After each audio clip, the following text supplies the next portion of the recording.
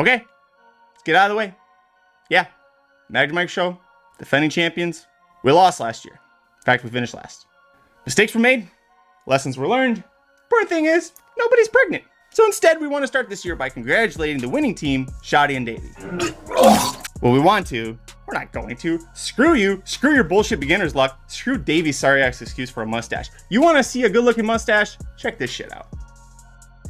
Boom! That's right. Top Gun Magic's in the house, baby. And I'm sorry, ladies. Back off! And speaking of screwing, let's take some time to thank Bob Baffert for waiting until the Fantasy League was officially over last year before killing Cave Rock. Fatality. Really appreciate you making us hold on to literal dead weight for the entire 7-month campaign so that we end up getting jack all from our 3rd overall pick. And instead of Cave Rock running roughshod over the other 3-year-olds, your 6th most talented horse was the only one strong enough to survive your sweatshop and win what's actually the 4th best Triple Crown race. I can't wait to see how you ruin things for me this year, you white-haired wanker. Can beginner's luck strike twice? We're gonna find out with our latest new team, but what I'd really love to find out is why we now have 11 teams in the league. Our Lord God in heaven thought that the number 10 was good enough when he wrote his commandments, but apparently 10 isn't enough for the dictator. I was surprised when Aaron announced that this was the new team this year, not because of who's in it, but because he named them Team Double Ds, and anyone who's met them knows there's nothing even single about those Ds. Let's review their credentials. Dr. Ronald Tang, board certified in internal medicine, medical oncology, hematology, and is a cum laude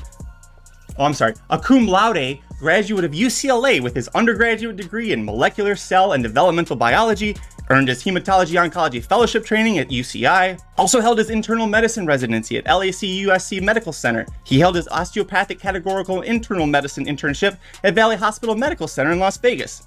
And during study period, he got to hold a stripper in his lap. Dr. Tang is the recipient of many awards, has authored countless case reports, and has also been featured on global media outlets including ABC World News Tonight, Good Day LA on Fox 11, NBC, and CBS. Dr. Miranda Bunge paid hundreds of thousands of dollars and spent a decade of her time to learn how to do this. Hey, look, I just saved myself a copay. Anyway, good luck. Glad to see Dr. Tang is taking a break from curing the world of cancer to focus on a horse racing fantasy league. Doc, if this is how you prioritize your time, no wonder your kids think Tyler's their daddy. I'd also like to welcome Michael Austin, proof that there's not a height requirement to join the fantasy league. Michael was with us at the Breeders' Cup this past year, got to meet everyone, including my wife and kid. That was the biggest mistake I made all weekend, and I thought Chalice was winning the juvenile fillies. My wife was real complimentary about Michael after meeting him, though. She said, "He's so cute and small, he's like a little kid. I bet he even cuts the crust off before he eats the pussy." For months, nobody knew how to pronounce Michael's last name. Is it Austin? Is it Ocean? Turns out it's, oh shit, Dan's team is getting last again. That's right, Michael's punishment for months of begging Aaron to let him into the league is to be partnered up with Wise Dan, a man whose last partnership went so well that the other guy literally quit horse racing. Some people know this already, but Wise Dan's the person responsible for introducing me to horse racing 8 years ago. Eventually, I traded in a career I spent nearly 2 decades building to work in horse racing, and I just want to say, Dan, thank you for ruining my life. You know, adding a new team, adding another player, it's all really big changes. And, you know, looking back, 2023 was a year full of changes for Jared. Bought a new house, he helped hillbillies discover the internet. The biggest change, though, was the total makeover he got. Threaded eyebrows, pec implants, bleached teeth, waxed taint. If it wasn't for his beard, he'd be the most bangable broad in the league. Not that it looks that bad on him, but I didn't like Bush 20 years ago, and I still don't today. I gotta say, though, I envy you, Jared. You helped Aaron build this league from the ground up. You've won this league multiple times, and still, nobody thinks you have a goddamn clue what you're doing. The greatest trick the devil ever played was convincing the world that he did not know anything about fantasy horse racing. I see you sandbagging, Jared. Respect. One team you can never accuse of sandbagging is John and Ryan, and not just because John's too old to lift a sandbag or because Ryan's too weak. These men believe in the word integrity. They believe in doing things the right way. And most importantly, they believe in using dial-up internet. Ryan just moved from Beverly Hills all the way out to Ventura to escape the hustle and bustle of the big city. It's just too bad he couldn't escape that haircut.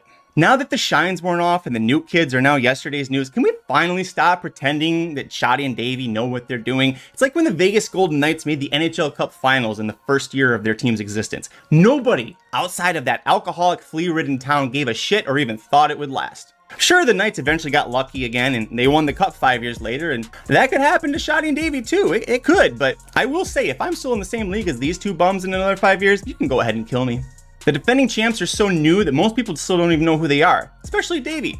That ugly ass mustache is only the second creepiest thing about him. Davey's a track and field coach for young, impressionable women. Now that might sound like a terrible idea, but if you really think about it, it's genius. If you were a young, impressionable woman, is there anything you can imagine that would be scarier than this guy running after you?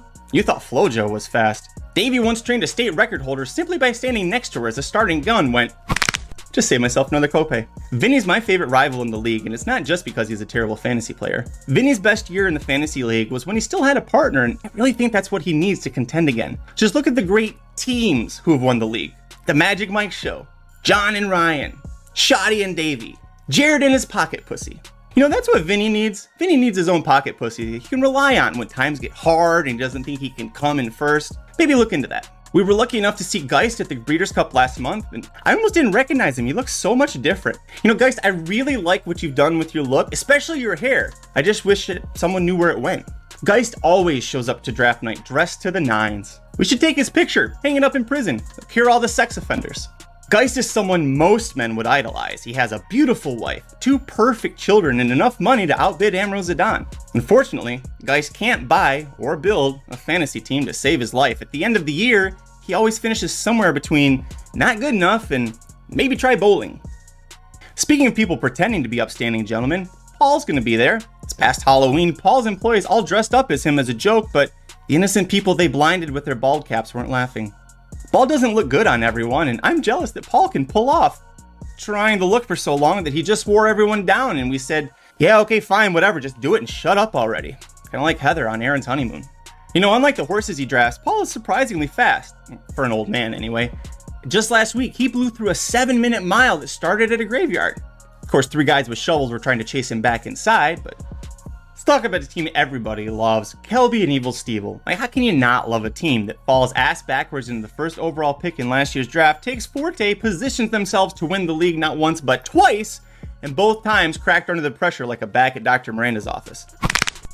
You know, I really gotta stop doing that or she'll never be able to pay off all those student loans. Stevel's the kind of guy you love to hang out with at the track, and by that I mean if you love to have too many wine coolers, piss your pants, spill water all over a table of computers, and pass out in a restaurant before 7 p.m. Luckily for them, Kelby's the serious one. I mean, the life of a talented in-demand blacksmith like Kelby, it starts at 3 a.m. He gets up from his corn bed, pulls the straw out of his crack, hops into his beat-up 82 square box Chevy, pops open a new pint of strawberry smoothie Smirnoff, and drives an hour to the barn while listening to the Backstreet Boys. Then after spending all day shoeing horses while trying not to get kicked in the head, poor bastard drives an hour back home to a fantasy league that keeps kicking him in the ass, and to a teammate who keeps kicking Kelby's door because he's too blackout to find the handle. Forget about Ernie Belmonte. Kelby Von Himmel is horse racing. Aaron, why are you the way that you are? Just because you're the dictator, you don't have to be a dick all the time. Same reason why you aren't a 40-year-old virgin just because you dress like one. A fun fact about Aaron is that he's multilingual. He speaks English, redneck, Cajun, and whatever the hell that sound was he made when Fierceness won the Breeders' Cup. Due to his steadfast commitment to doing his job on a weekly, nay, daily basis, Aaron appears on the Racing Dudes YouTube channel more than anyone else. If you're watching this, you know that. And because of that, last year, Aaron decided to upgrade his office with lots of little knickknacks, trinkets in the background. And you can see plenty of that cool stuff on screen, but what you don't know, he also has a giant framed inspirational poster hangs directly behind his computer that reads as follows. My philosophy about life is that we may not be in it for a long time, but we're in it for a good time. The man who said that is Bob Baffert. He's a lying, cheating scumbag son of a bitch, and so are you. The only thing you've ever done right in your miserable, pathetic existence as dictator was let Mike Somich and I join the fantasy league. So in closing, to each and every fan who loves us out there, you're welcome. We're back, we're ready to kick some ass, and we're gonna see you at the draft.